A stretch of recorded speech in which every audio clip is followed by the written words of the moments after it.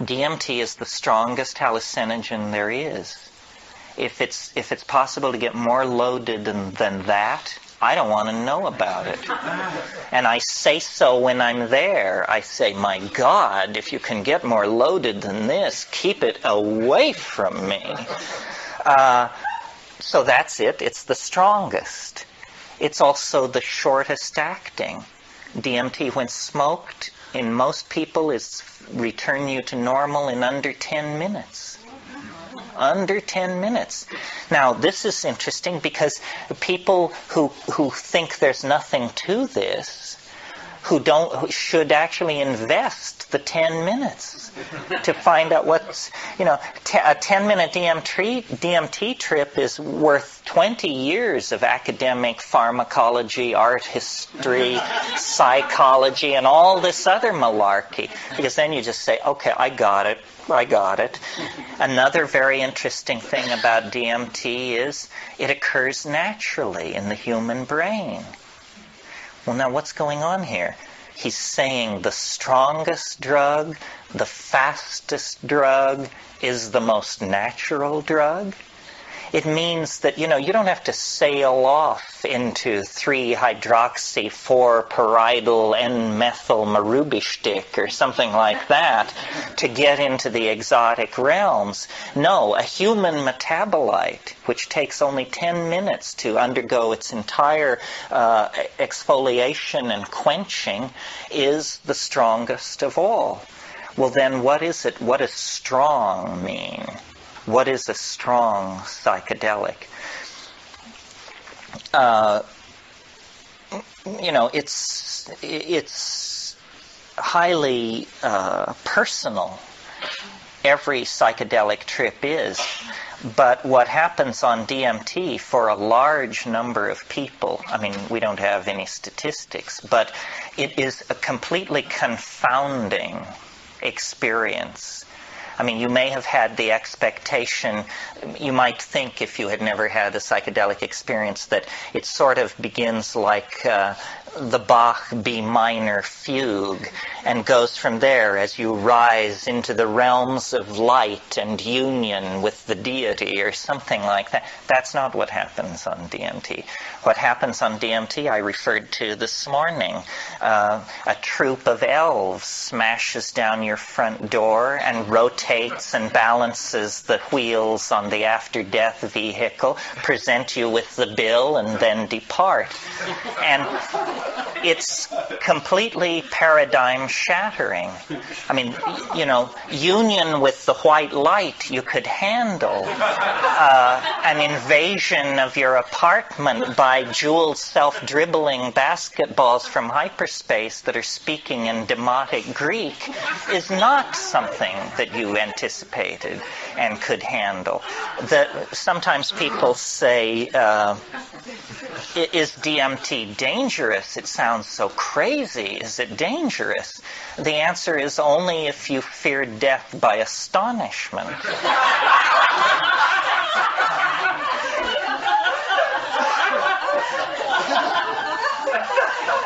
Remember how you laughed when this possibility was raised, and a moment will come that will wipe the smile right off your face.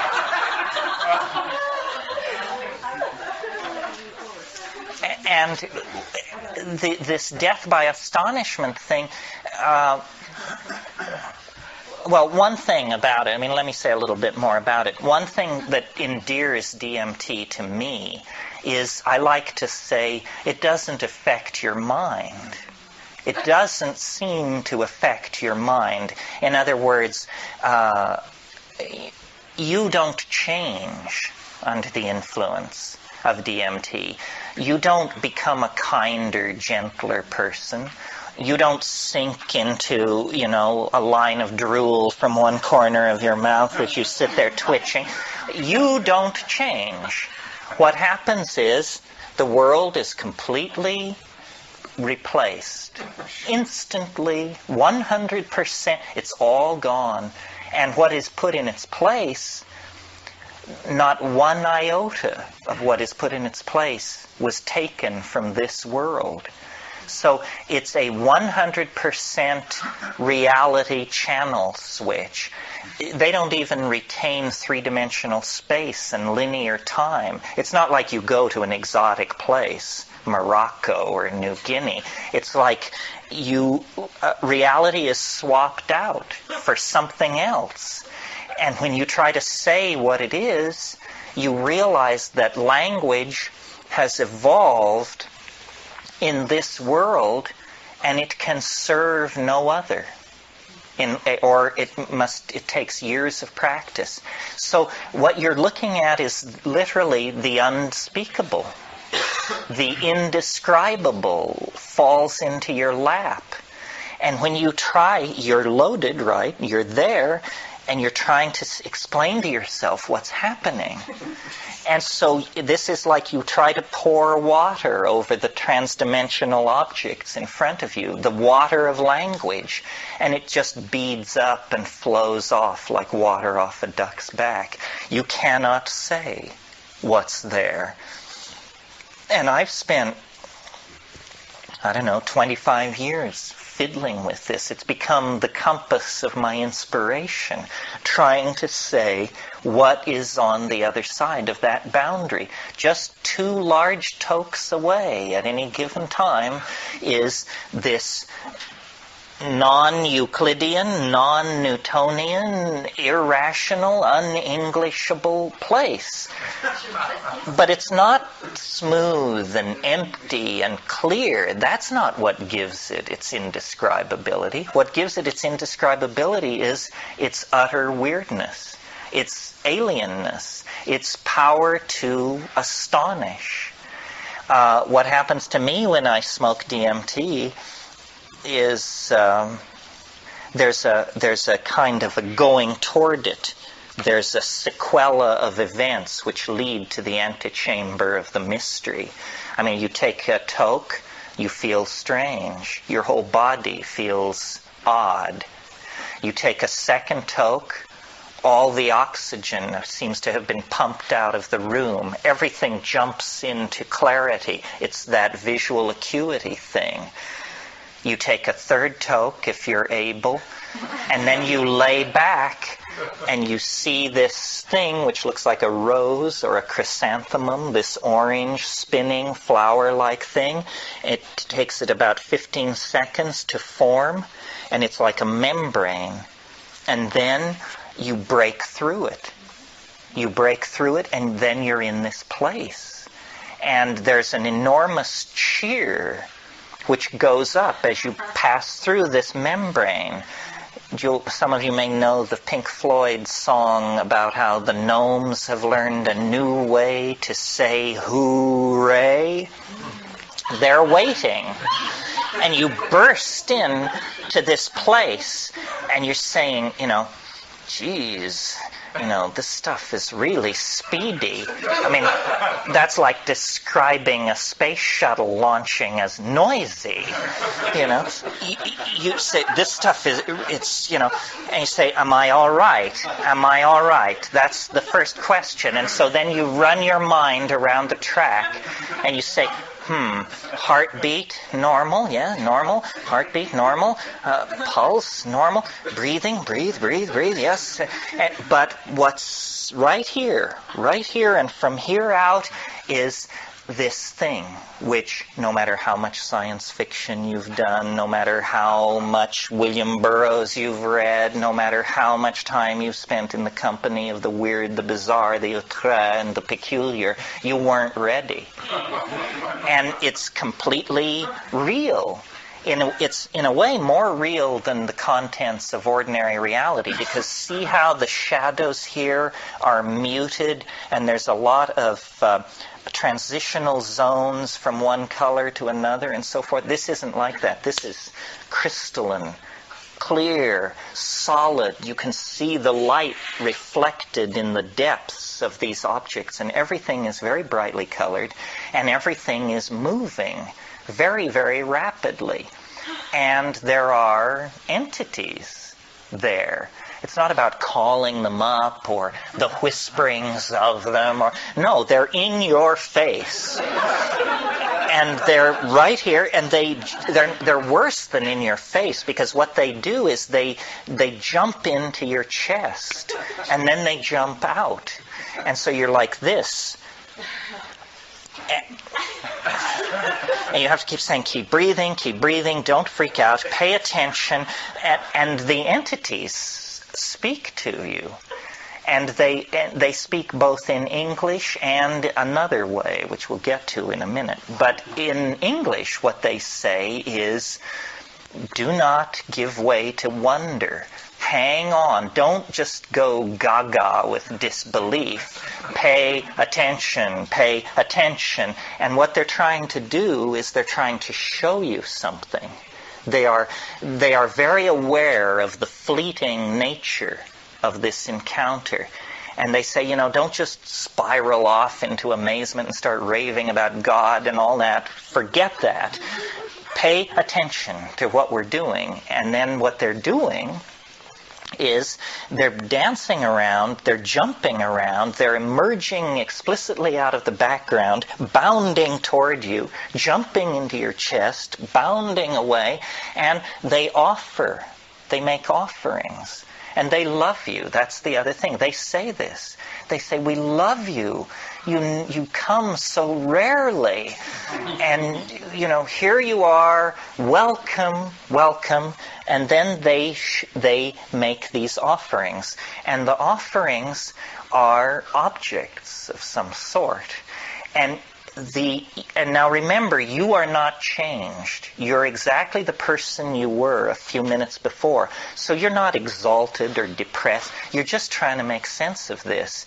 And the objects which they offer are like Fabergé eggs, or exquisitely tooled and enameled pieces of machinery, but they don't have rigid outlines. These objects are themselves somehow alive and transforming and changing. So when these creatures, I call them tykes, when these tykes offer you these objects, you grok it, you look at it, and immediately, because you are yourself, you have this realization, my God, if I could get this thing back into my world, history would never be the same.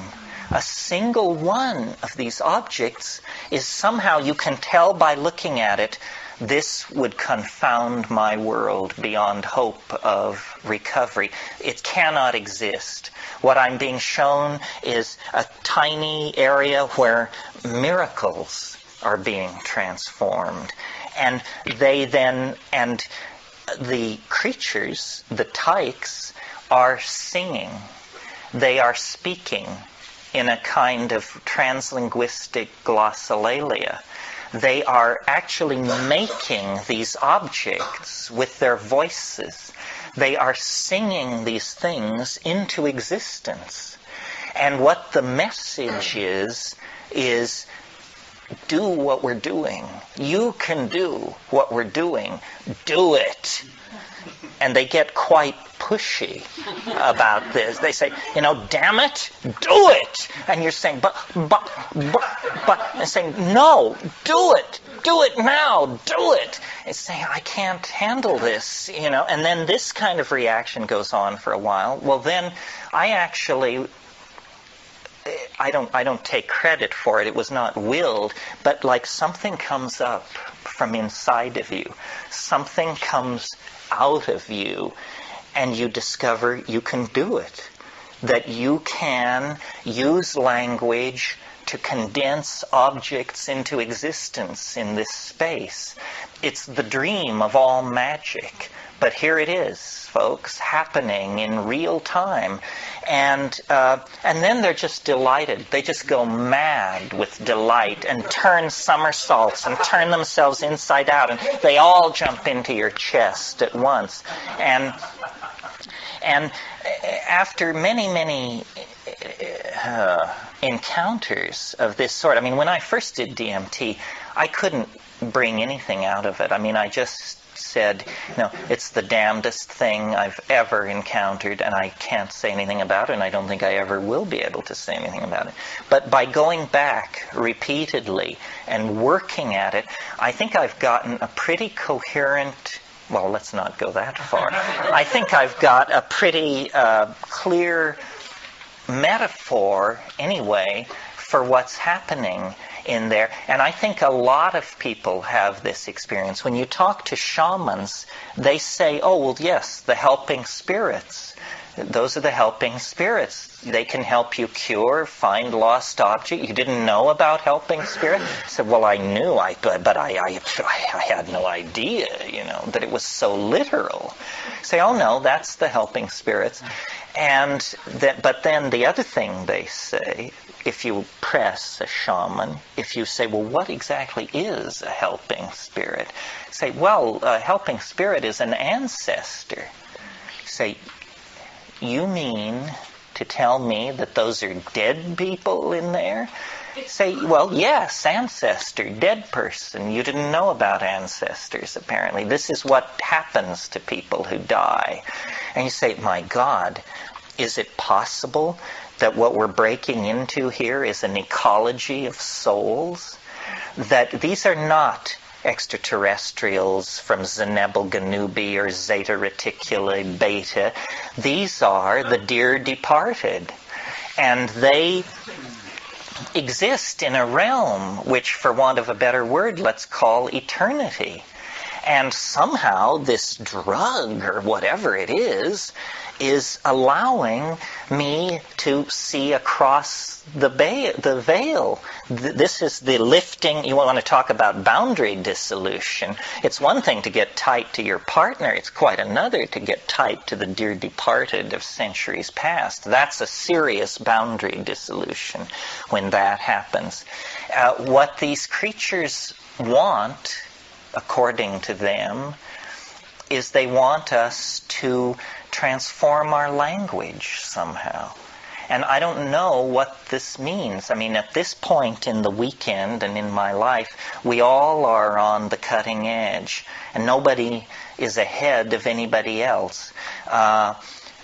Clearly we need to transform our language, because our culture is created by our language, and our culture is toxic, murderous, and on a downhill bummer. Somehow we need to transform our language. But is this what they mean? That we're supposed to condense machines out of the air in front of us?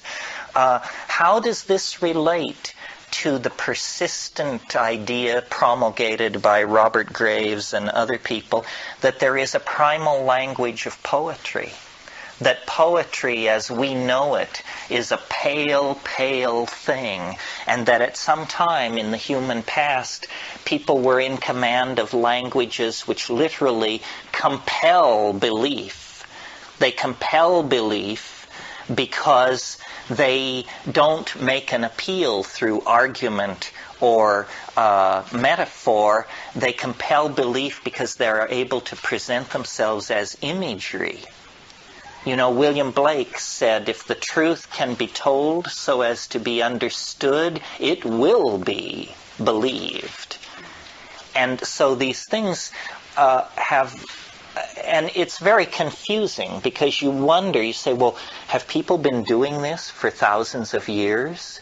And if so, have they always encountered this tremendous urgency on the other side? If people have been doing it for thousands of years, why is there this urgency on the part of these entities? And who exactly and what exactly are they? It appalls me, you can probably tell, that I have to talk about this, because this is not my bailiwick. I mean, I'm a rationalist who's just had a very weird set of experiences, but I am a rationalist. I mean, I have no patience with channeling, the lords of the many rays, the divas, and there's this whole thing going around about disincarnate intelligence, and it's mostly under the control of fairly, shall we say, non-rigorous thinkers. But I like to think that I am a rigorous thinker, and yet here I am telling you that, elf legions await in hyperspace, one toke away. The difference between my rap and, the Findhorn folks or somebody like that is that we have an operational method for testing my assertion. We can all smoke DMT, or you can make it your business to now find out about this and see for yourself. And not everybody agrees with me. I mean, some people say, it wasn't anything like that. But some people agree, and I think if you get 2 out of 10 agreeing with a rap like this, then you better pay attention. Yeah, somebody... It was me. You said that no amount of meditation or anything else prepares you for it. And, I've certainly smoked a fair amount of DMT, and I've maybe not 50 times, but probably approaching that, and I'm still not prepared for it. Each time it seems like, all the times before haven't prepared me for what I get into. Is there a point where you found that you are prepared? No, you're never prepared because, in fact, and I mentioned this last night, something goes on in the DMT flash that I don't think anyone can bring back. There is, at the core of the experience, something is revealed that is so appalling that nobody can bring it back into ordinary reality. And that's why it's hard to understand, because as Steve, I've done it a number of times, and every time I approach it, it scares me shitless. I cannot approach it any other way. And it's physical. My palms sweat. I can't hold the pipe. My hand shakes. I wish I hadn't gotten myself into this situation. I fear it like death itself. That's the clue, folks. I think that what happens, and I've reached this opinion by reason and rationalization, not by direct experience. I think that what happens at the center of the mandala of that experience is that you do understand that these are souls. You have some kind of experience which converts you to this view beyond a shadow of a doubt. I'm not saying you meet your dead grandmother, but it's something like that. And that experience is simultaneously so affirming and at the same time so paradigm shattering that you can't retain it. You return to this world with a story of jeweled self-transforming basketballs and Fabergé eggs and a lesson in hyper language. But there is a moment, I think, where you find out something truly, truly paradigm shattering that you can't even tell yourself. It's such an appalling revelation. And the only thing I can think of that would fill that bill is something about the nature of life and death. That you actually go under the board, you find out the thing which nobody is ever supposed to find out in this world. And I suspect it's what shamans know. That a shaman is a person who knows the unspeakable secret. And once you know it, there's no going back. You become fey, enchanted.